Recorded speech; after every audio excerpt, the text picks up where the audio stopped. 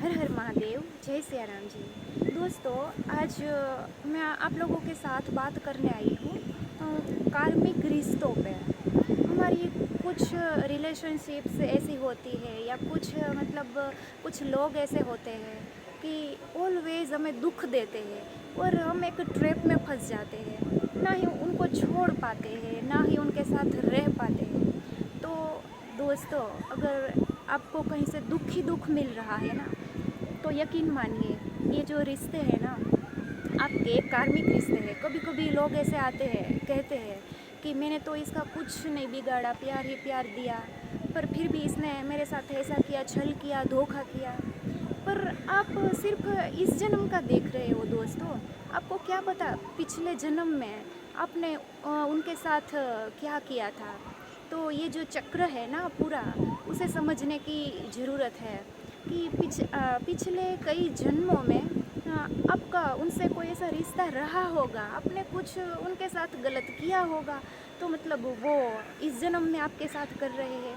तो अब ऐसे रिश्तों को कैसे पहचाने और इससे बाहर कैसे निकलें।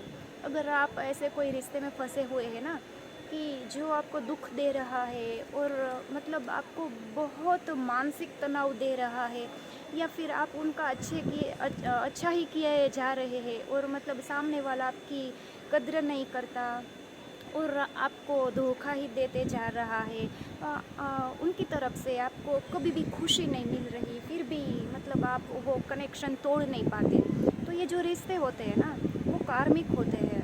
तो दोस्तों, ऐसे जो कार्मिक रिश्ते हैं ना, उससे बाहर निकलना बहुत ही ज़्यादा आवश्यक है। क्योंकि अगर आप इससे बाहर नहीं निकले ना, तो आप ऐसे ट्रैप में फंस जाते हो कि इस जन्म में तो आप भुगत रहे हो।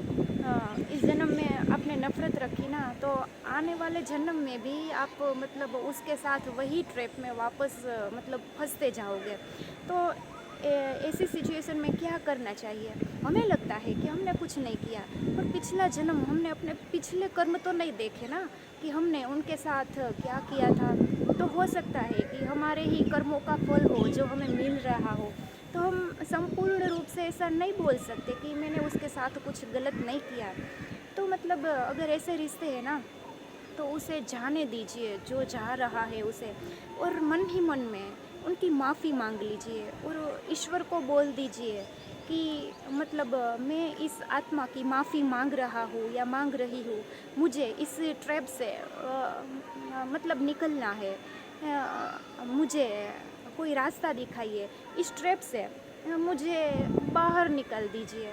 तो दोस्तों, ये प्रार्थना ज़रूर काम करती है, और ऐसा ज़रूरी भी नहीं है कि आपको फेस टू फेस उनसे माफ़ी मांगनी है। ऐसा ज़रूरी नहीं है। आप दिल से भी उस सोल की माफ़ी मांग सकते हो कि हाँ, जो मेरा आपके साथ जो लेन देन था, जो हिसाब था, वो मैं ख़त्म कर रहा हूँ या ख़त्म कर रही हूँ। मैं आपको माफ़ कर रही हूँ, या मुझसे कोई गलती हुई है तो मैं आपकी माफ़ी मांग रही हूँ। और वो चक्र जो चल रहा है ना, उससे आप बाहर निकल जाइए। ऐसा ज़रूरी भी नहीं कि फ़ेस टू फेस माफ़ी मांगी जाए। आप एक कैंडल रख के, कैंडल की जो लाइट होती है ना, ज्योत होती है ना, उसे देख के भी आप माफ़ी मांग सकते हैं। अगर ये रिश्ता आगे भी चलना हुआ ना, माफ़ी मांगने के बाद, तो अच्छे रूप से चलेगा। कुछ कार्मिक रिश्ते ऐसे होते हैं कि ये चक्र ख़त्म होने के बाद भी आपकी लाइफ में रहते हैं। तो अगर उन्हें रहना ही होगा ना लाइफ में, तो वो अच्छे रूप में रहेंगे, बाद में आपको परेशान नहीं करेंगे।